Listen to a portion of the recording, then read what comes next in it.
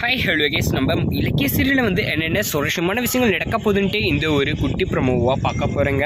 என்னென்ன சுவாரஸ்யமான விஷயங்கள் நடக்க போகுதுன்னாக்கா முக்கியமாக நம்ம அஞ்சலி எப்படியாவது உண்மையை ஒத்துப்பாங்க இந்த டைம்லையாவது அப்படின்னு பார்த்தோம். ஆனால் என்ன பண்ணாங்கனாக்கா டாக்டர் கையிலேயே சொல்லிவிட்டு எப்படியோ ரெட்டை குழந்தை இருக்கிற மாதிரி அங்கே ஆதாரத்தை கோர்ட்டில் நிரூபிச்சிட்டாங்க. ஆனால் கடைசி நேரத்தில் தான் மாஸ் என்ட்ரி நம்ம கௌதம் கொடுத்தாருன்னு கூட சொல்லலாம். என்னடா அப்படின்னு பார்த்தீங்கன்னாக்கா இது வரைக்கும் நம்ம கௌதம் சைலண்டாக தான் இருந்தார். ஆதாரம் இல்லை அப்படின்னு சொல்லிட்டு.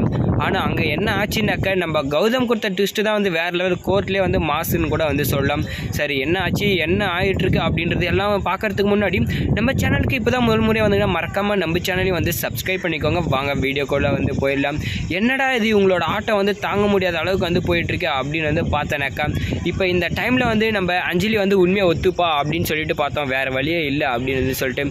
ஆனாக்கா நம்ம அஞ்சலி என்ன பண்ணாங்கனாக்கா போலி ஆதாரத்தை வச்சு ஏமாற்றிட்டு இருந்தாங்க. கடைசியில் பார்த்தனாக்கா எல்லா ஆதாரமும் கரெக்டாக இருக்குது அப்படின்னு சொல்லிட்டு கோர்ட்டில் நம்ம ஜட்ஜு கையிலே சொல்லிட்டாங்க. ஜட்ஜி என்ன பண்ணாங்கனாக்கா இவளுக்கு எந்த ஒரு தண்டனை கொடுக்க முடியாது அப்படின்னு சொல்லிட்டாங்க.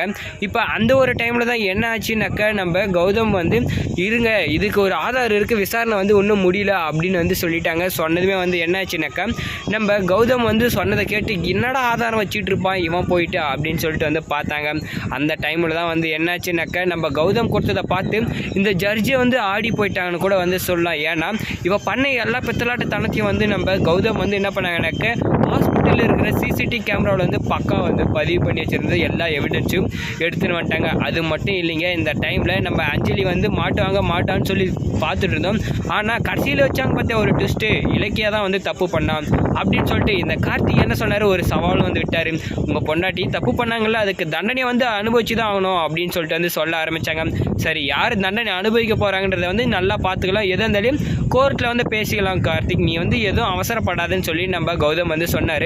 இதில் என்ன அவசரப்படுறது இருக்குது, இப்போ என் பொண்டாட்டி தான் கர்ப்பமாக இருக்கா, அது ரெட்டை குழந்தையோட இருக்கான்ற விஷயம் நல்லபடியாக தெரிஞ்சிருச்சு அப்படின்னு சொல்லி ஆர்வத்தில் பேசிட்டாரு. ஆனால் கோர்ட்டில் மாஸ் என்ட்ரி கொடுத்து நம்ம கௌதம் இதை பாருங்க இதை பார்த்துட்டு பேசுங்க மேடம் எதாக இருந்தாலும் அப்படின்னு சொல்லிட்டாங்க. உடனே அந்த டைமில் நம்ம ஜட்ஜு என்ன ஆதாரம் வச்சுட்ருக்கீங்க எதாக இருந்தாலும் கொடுங்க அப்படின்னு சொல்கிறாங்க. அந்த ஒரு டைமில் தான் என்னாச்சுனாக்கா நம்ம கௌதம் எடுத்துகிட்டு போயிட்டு ஒரு ஆதாரத்தை கொடுக்கணும். அதை பார்த்துட்டு நம்ம ஜட்ஜை அப்படியே ஷாக்காகி உட்காந்துட்டு இருக்காங்க. என்னடான்னு பார்த்தனாக்கா அப்போ தான் பண்ண எல்லா பித்தலாட்டுத்தனமும் தெரியுது.